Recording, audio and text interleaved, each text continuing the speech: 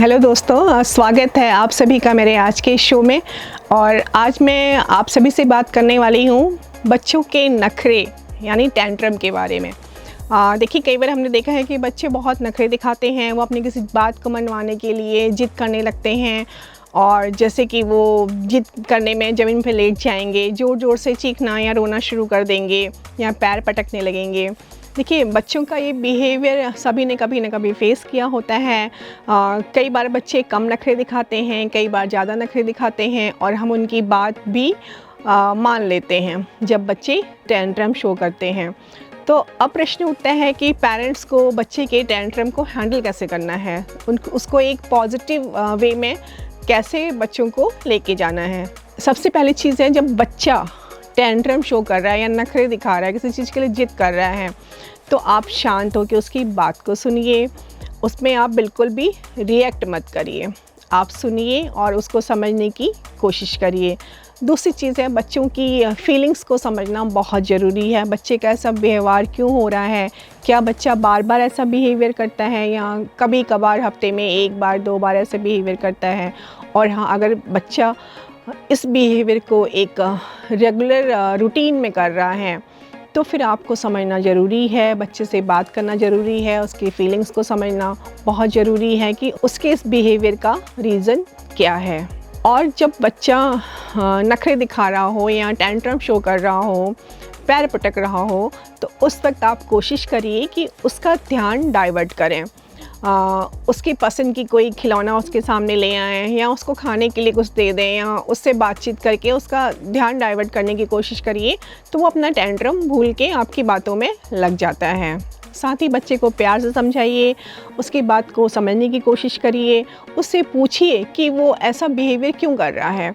कहीं और ये भी देखिए, कहीं आपके बिहेवियर की वजह से तो ऐसा नहीं है, कहीं आपने उसको ऐसा बिहेवियर करने के लिए तो नहीं मजबूर किया है। आप बार बार उसकी बातों को बहुत आसानी से मान जाते हैं।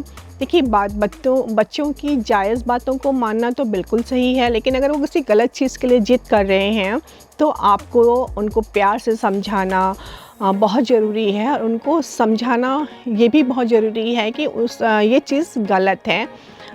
उनको ये आप बताइए कि ऐसा बिहेवियर वो ना करें। अगर बार बार वो ऐसा बिहेवियर करेंगे तो उनकी बात को नहीं माना जाएगा। बच्चों के लिए एक डिसिप्लिन सेट करना उसके डेवलपमेंट के लिए बहुत ज़रूरी होता है। साथ ही बच्चे से देखिए, हमेशा प्यार से बात करिए। अगर बच्चा गुस्से में है, आप भी गुस्से से बात करेंगे तो बात बिगड़ सकती है। अगर आप प्यार से बात करेंगे तो आपकी बात को बिल्कुल सुनेगा और उस बिहेवियर को अपने नहीं करेगा। और दूसरी चीज़, बच्चा जब आपकी कही हुई बातों को मानता है, अपनी चीज़ों को जगह पे रखता है, या कोई और अच्छे काम करता है, अपना होमवर्क जल्दी से कर लेता है, जो आपने उसको फ़िक्स टाइम दिया है उसमें कर लेता है, तो बच्चे को प्रेज़ करना बिल्कुल मत भूलिए। बच्चे की सराहना करिए, उसको प्यार करिए, उसको गले से लगाइए। ये बातें, ये चीज़ें बच्चे पे बहुत पॉजिटिव असर डालती हैं। देखिए, कोई भी इंसान होता है, उसको अगर आप ठीक से बात करेंगे, चाहे वो कितना ही गुस्से में हो, अगर आप उसको शांत मन से बात करते हैं तो उसको कूल डाउन हो जाता है, उसका गुस्सा शांत हो जाता है। और फिर बच्चे तो वैसे ही बहुत ही इनोसेंट होते हैं, वो फ़ौरन आपकी बातों में आ जाएंगे। उनको ये समझ में आ जाएगा कि मेरे पेरेंट्स, मेरी मम्मी, मेरे पापा मेरी बातों को समझ रहे हैं, तो वो अपनी बातों को आपसे शेयर करेंगे।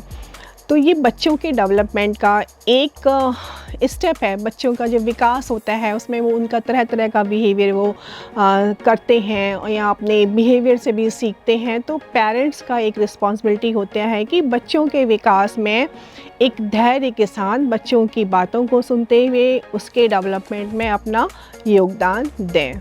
आई होप आज का शो आपको पसंद आया होगा। अगर आपके पास कोई ऐसा विषय है जिसके बारे में आप मुझसे चर्चा सुनना चाहते हैं, तो प्लीज़ मुझे कमेंट में लिखकर ज़रूर बताइए। अगर आपका सुझाया हुआ विषय चुना जाता है, तो मैं अपने शो में आपके नाम के साथ उस विषय पर चर्चा करूँगी। तब तक stay tuned and happy parenting.